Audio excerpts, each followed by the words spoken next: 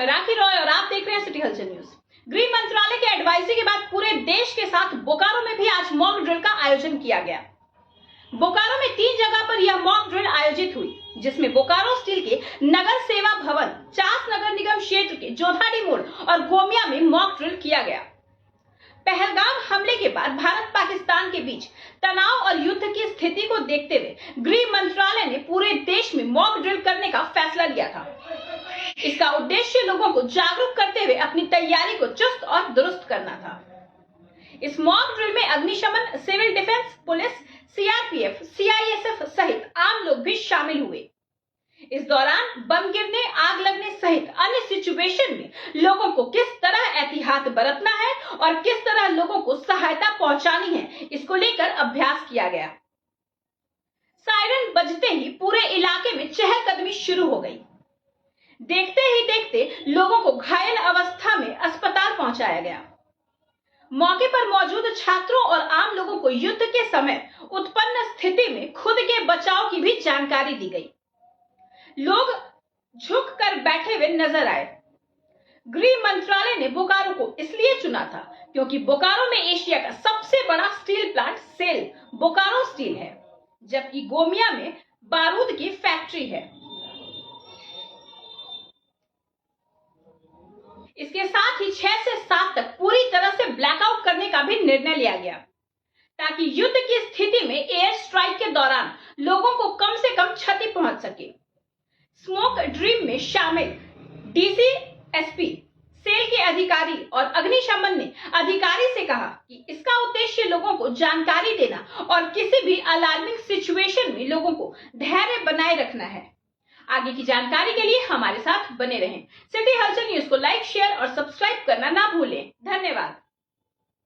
जैसे सायरन पहले बजने के बाद लोगों को क्या क्या प्रिकॉशंस मेजर लेना है अपने आप की सेफ्टी के लिए, तो सब पहले ही हम लोग कल से ही हम लोग लोगों को जागरूकता कर रहे हैं और इसको रियल लाइफ सिचुएशन में हम लोग आज ड्रिल किए हैं। दूसरा चीज़ विभिन्न बीइंग्स है, उसमें जैसे आग लगने के बाद कैसे फायर सेफ्टी आएगा और जो वहाँ पे इंजर्ड लोग हैं उसको कैसे उठाया जाएगा, सबका भी हम लोग एक तरीके से आज हम लोग प्रैक्टिस कर लिए हैं।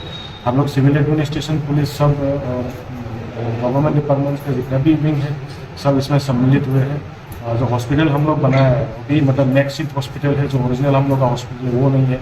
कभी कभी ऐसे सिचुएशन में कभी कभी क्या होता है कि हॉस्पिटल को हम लोग को बनाना भी पड़ता है, तो वो सब भी हम लोग प्रैक्टिस में ला दिए हैं। और फिलहाल हम लोग का मॉडल बहुत ही अच्छा जा रहा है और इसमें सबका कोऑपरेशन, लोगों से कोऑपरेशन और हर डिपार्टमेंट से कोऑपरेशन जो उम्मीद थे वो हम लोगों को मिल रहा है। आगे जैसे अभी भारत सरकार, गवर्नमेंट ऑफ इंडिया के होम डिपार्टमेंट से ये प्राप्त निर्देशानुसार आज का ये कार्यक्रम आप जानते हैं भारत के बहुत सारे ज़िलों में और बहुत सारे जगह पे हो रहा है। तो जैसे उनसे फर्दर इंस्ट्रक्शंस होगा, हम लोग हमारे कुछ शॉर्टकमिंग्स होंगे शायद वो डिस्कस होंगे और किसको हम बेहतर कर सकते हैं, कहाँ कोई लैगिंग अगर एक आध चेन रही तो उसको हम कैसे इम्प्रूव कर सकते हैं। मुझे लगता है इसका एक एक्सरसाइज होगा। 6 बजे से लेकर 7 बजे तक हमारे जितने भी इलेक्ट्रिसिटी सप्लाई होगा वो सब हमारा बंद हो रहा है।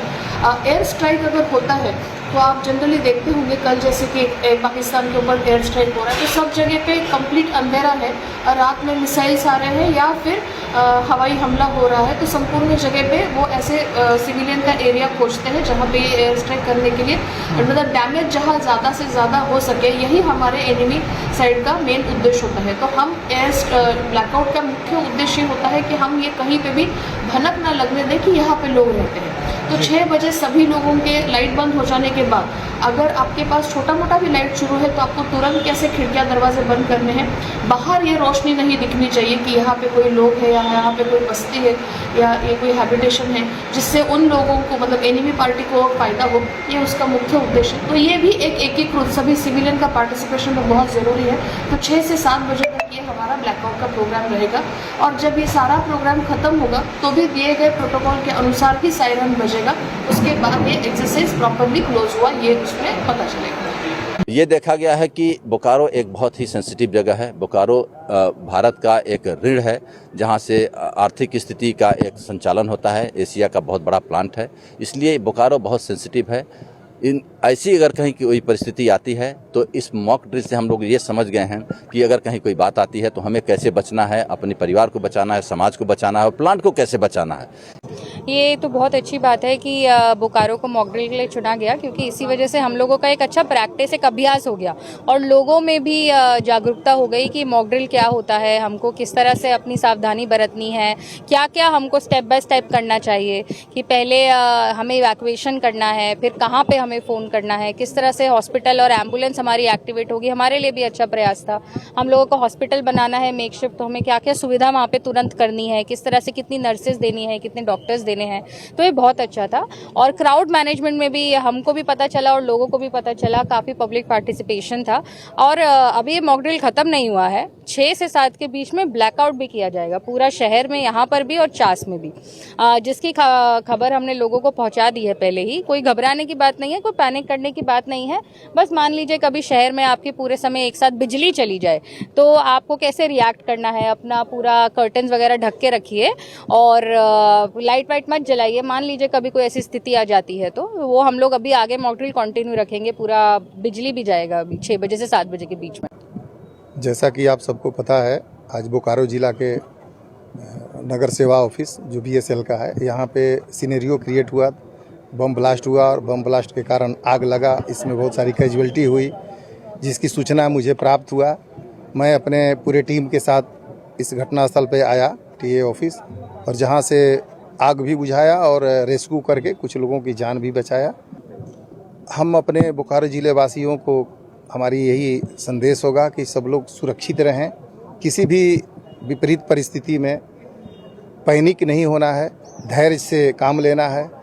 हो सके तो अपने आसपास जो फायर फाइटिंग का संसाधन है उसका इस्तेमाल करें। अगर यदि उनसे कंट्रोल नहीं होता तो इमीडिएट अग्निशमन फायर स्टेशन हमारा जो बोकारो है 9304953427 या 112 नंबर पे सूचना दे करके हमारी सहायता ले सकते हैं। हमारी सेवा 24 आवर्स प्रत्येक दिन है, आप कभी भी हमारी सेवा के लिए बुला सकते हैं।